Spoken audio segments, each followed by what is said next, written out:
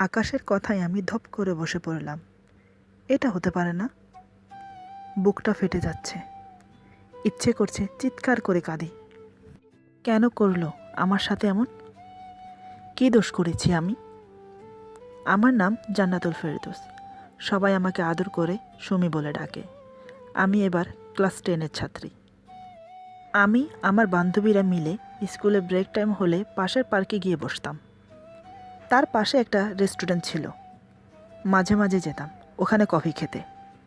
আমি ছিলাম অন্যরকম, মানুষের সাথে কম কথা বলতাম, বিশেষ করে ছেলেদের সাথে তো একদমই না। সবাই আমাকে নিয়ে আলোচনা করে আমি নাকি অহংকারী, রূপসী দেখে তাই নিজেকে নিয়ে অহংকার করি। আসলে কিন্তু তা না, আমার অভ্যাস আমি একটু কম কথা বলি, সেটাই সবার ভালো লাগে না। অন্য মেয়েদের মতো মন খুলে মিশতে পারি না কারো সাথে। এমনিতে অনেক ছেলে পটানোর অনেক চেষ্টা করেছিল, কিন্তু পারেনি। তাই আমাকে নিয়ে ছেলেদের মাঝে সব সময় একটা ক্ষোভ থাকতো, কিভাবে আমাকে শায়েস্তা করা যায়। সব সময় সেই চিন্তাই থাকে।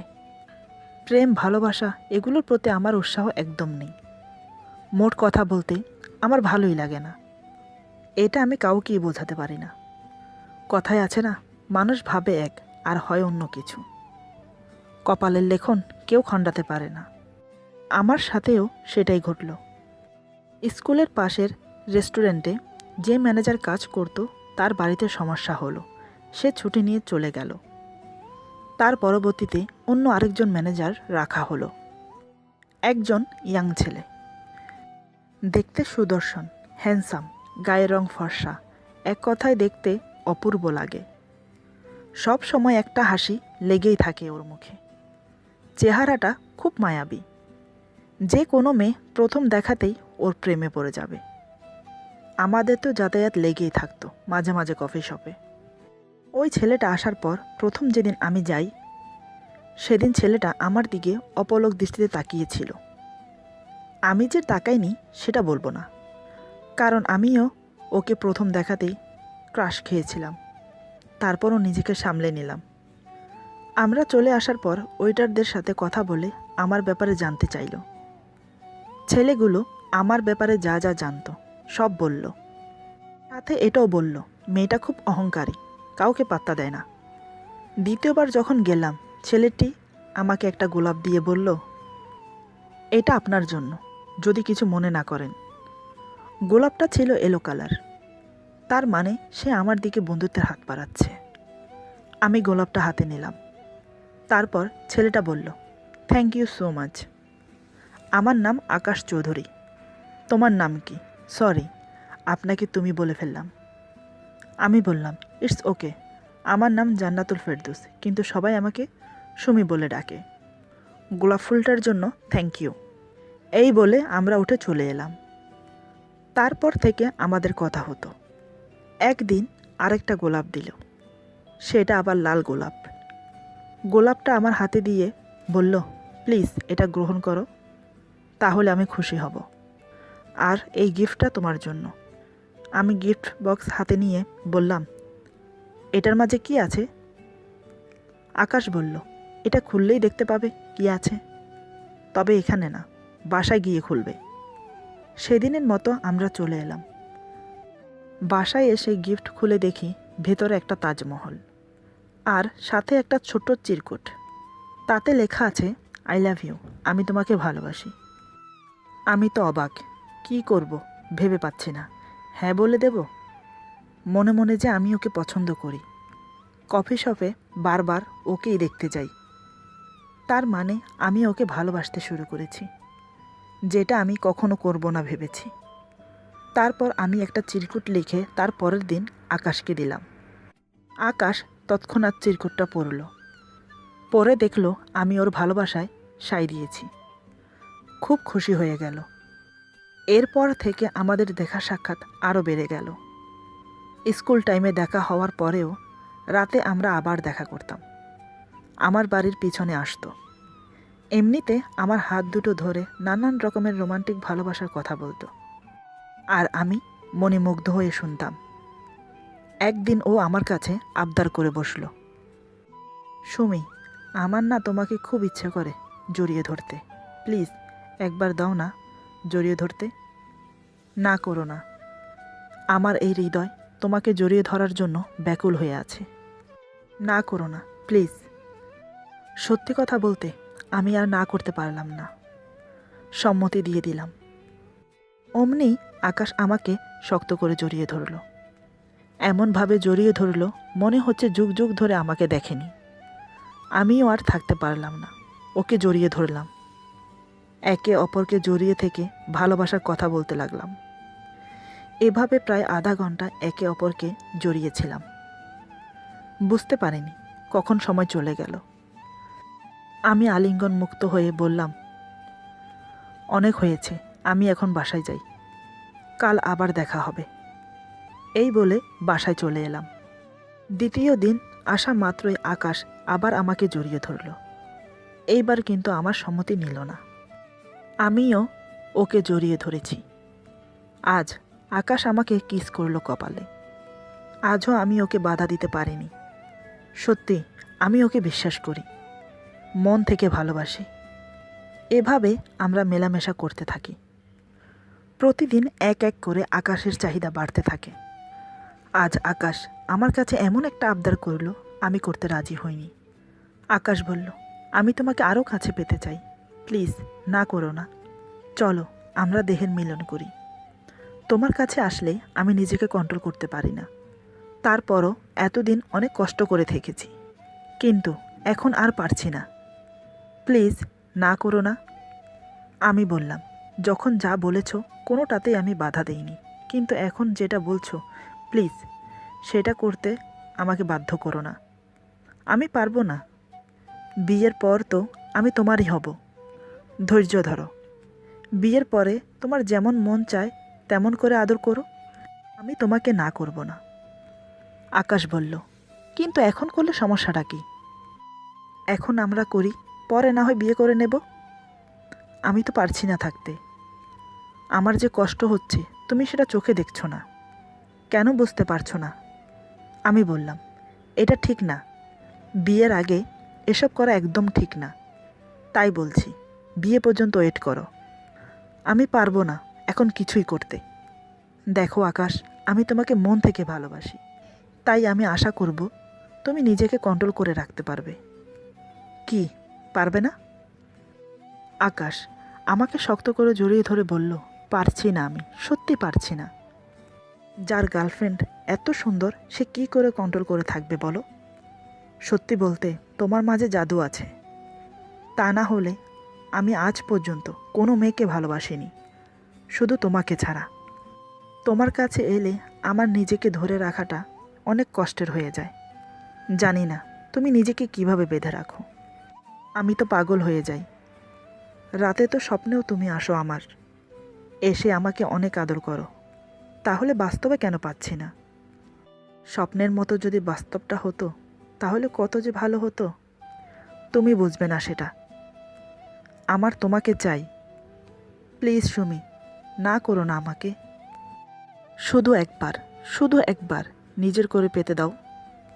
কথা দিচ্ছি দ্বিতীয়বার আর বলবো না। আমি তারপরও বাধা দিলাম।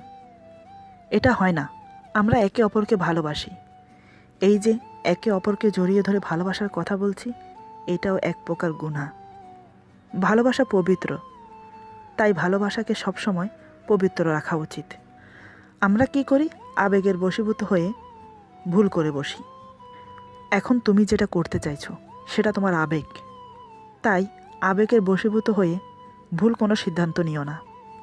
একটা ছন্দ আছে, প্রেম পবিত্র শিখা চিরদিন জলে, স্বর্গ হতে আসে প্রেম, স্বর্গে যায় চলে। আকাশ বুঝতে পারলো আমি কোনোভাবেই রাজি হব না। সে মনে কষ্ট নিয়ে আমাকে বলল, ঠিক আছে, আমি আর কখনো তোমার কাছে এসব আবদার করব না।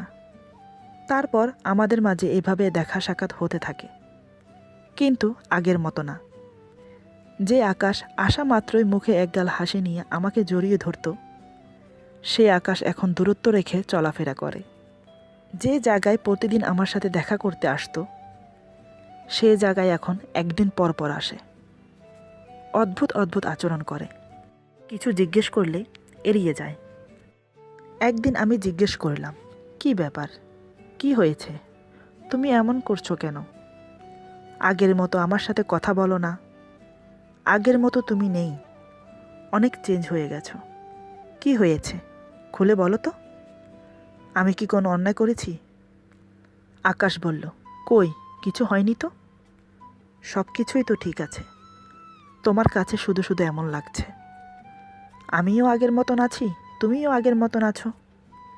পার্থক্য শুধু সময়ের, আর কিছু না। নতুন নতুন প্রেমে পড়লে মানুষ নতুন স্বপ্নে বসবাস করে। যত দিন যেতে থাকে ততই একটু একটু করে পুরনো হতে থাকে। তোমার আমার মাঝেও তাই হচ্ছে। যে যেমন হোক তাতে কোনো সমস্যা না, ভালোবাসা যেন না হারায়। আমি অবাক হয়ে তাকিয়ে রইলাম ওর দিকে। কি বলছে এগুলো? তার মানে আমি ওর কাছে পুরনো হয়ে গেলাম? আমি বললাম, তোমার কথার মানে কি? কিছুই বুঝতে পারলাম না। ভালোবাসা কখনো পুরনো হয় না, না ভালোবাসার মানুষ। যে যাকে সত্যিকারের ভালোবাসে তার কাছে সে সবসময় নতুন। তোমার মতলব কি? কি বোঝাতে চাইছো? একটু ক্লিয়ার করে বলবে? আকাশ বলল, কিছুই না, তুমি শুধু শুধু টেনশন নিচ্ছ। এখানে আমি কি করতে পারি?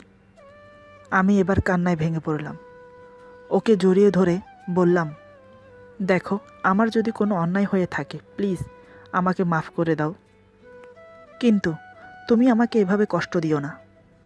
আমি সহ করতে পারবো না। আমি তোমাকে মন প্রাণ উজাড় করে ভালোবেসেছি। তোমাকে ছাড়া একটা মুহূর্ত আমার ভালো লাগে না।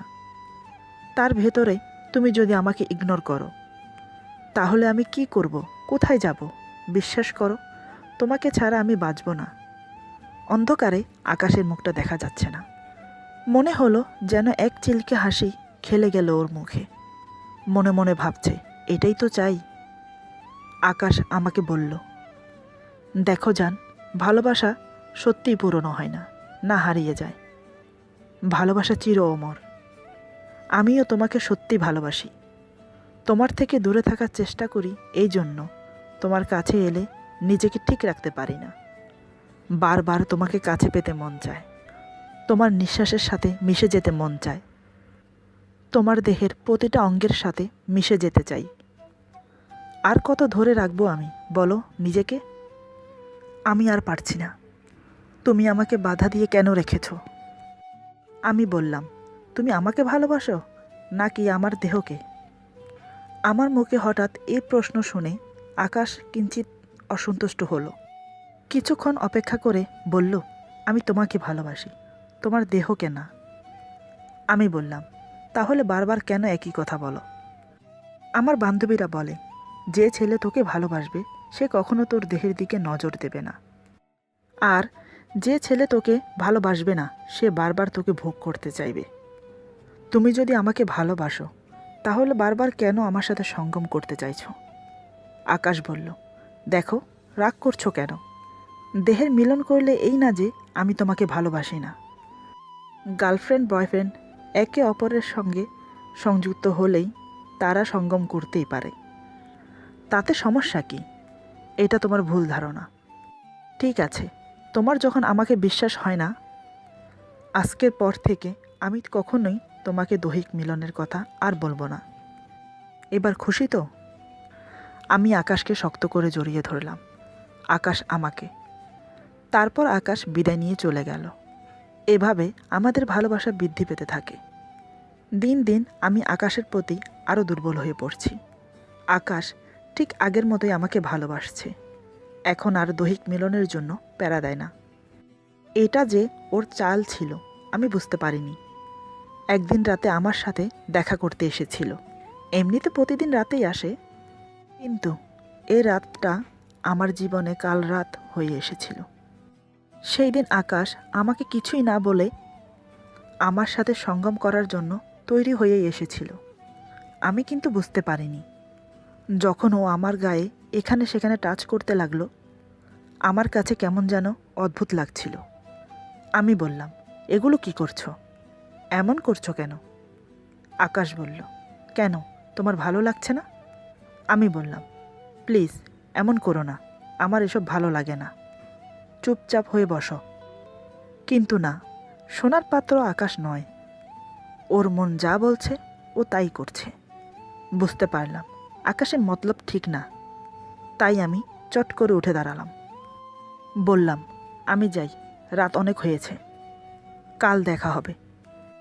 এই বলে যেই না আমি পা বাড়ালাম, অমনি আকাশ আমাকে পিছন থেকে জড়িয়ে ধরে বলল, কোথায় যাচ্ছ জান? এইমাত্র এলে, এখনই চলে যাবে? আগে তো এমন করতে না, আজ হঠাৎ কি হলো? আমি বললাম, তোমার মতিগতি ঠিক নেই, তাই আমি চলে যাচ্ছি, কাল আবার দেখা হবে। কিন্তু না, আকাশ কোনোভাবেই আমাকে ছাড়বে না। ও আরও আমাকে আষ্টে পিষ্টে জড়িয়ে ধরেছে। আকাশ কানে কানে ফিস ফিস করে বলল, আজ তোমাকে যেতে দেব না, এভাবে আমার কাছে রেখে দেব, সারা রাত আদর করব। আমি বললাম, কি করছো এগুলো? ছাড়ো আমাকে, এগুলো ঠিক না। আমি তোমাকে বলেছি বিয়ের পর, কিন্তু তুমি আমার কোনো কথা শুনছো না। এখন ছাড়ো আমাকে, আমি এগুলো করতে পারবো না, প্লিজ আমার কথাটা একটু শোনো। আকাশ বলল, অনেক শুনেছি, এখন আর পারছি না। আজ রাতে তোমাকে আমি চাই, যদি আজ না পাই তাহলে আর কোনো দিন না। আমি বললাম, তোমার মতলব কি? আর কোনো দিন না মানে কি বলছো?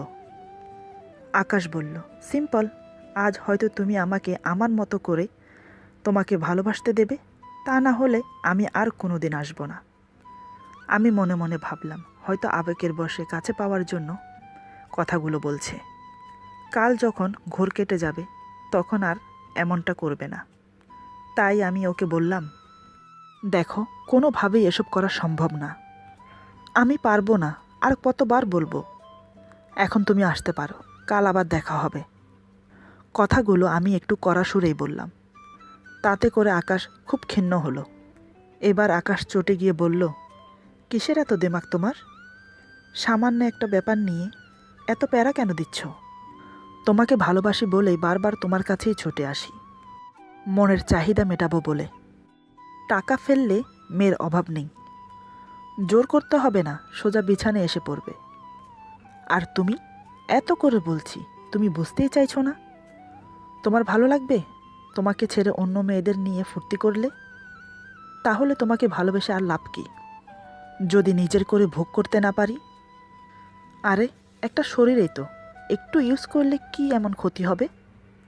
কেউ বলতেও পারবে না, কেউ বুঝতেও পারবে না। আর তুমি কোনোভাবেই বুঝতে চাইছো না। তুমি যখন সিদ্ধান্ত নিয়েই নিয়েছো, বিয়ে ছাড়া এসব করবে না, ওকে, ডান। তাহলে আমার কথা শোনো, আমি বিয়ে পর্যন্ত ওয়েট করতে পারবো না। আমার আজ এক্ষুনি লাগবে, নয়তো ব্রেকআপ।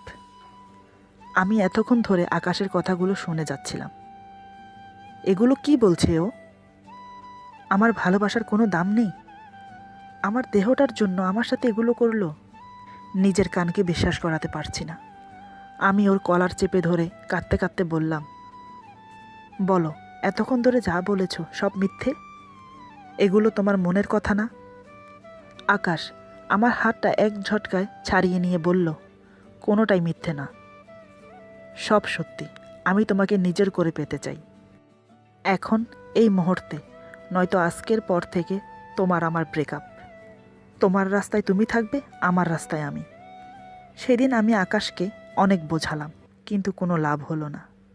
ওর মুখের কথাগুলো আমার কলিজাটা ছিদ্র করে দিচ্ছিল, সেটাও বুঝতে পারছে না। শেষমেশ আমি ওর পা জড়িয়ে ধরে অনেক কাকুতি মিনতি করি, তাতেও কোনো লাভ হলো না। আকাশ আমাকে নয়, আমার দেহটাকে ভালোবেসেছিল, আমার থেকে পা ছাড়িয়ে নিয়ে চলে গেল, একবারও পিছে ফিরে দেখল না। আমি ওখানে বসেই কাঁদছি। ভাবলাম পরের দিন বুঝিয়ে সব কিছু আগের মতো ঠিক করব, কিন্তু সেটা সুযোগটাও পেলাম না।